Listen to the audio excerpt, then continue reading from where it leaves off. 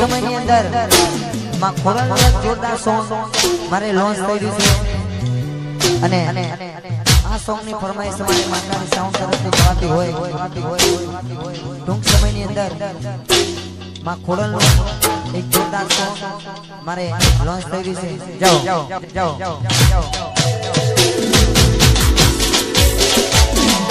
દુઃખમાંથી ઉગારી રે આમને તું ચારી રે દુઃખમાં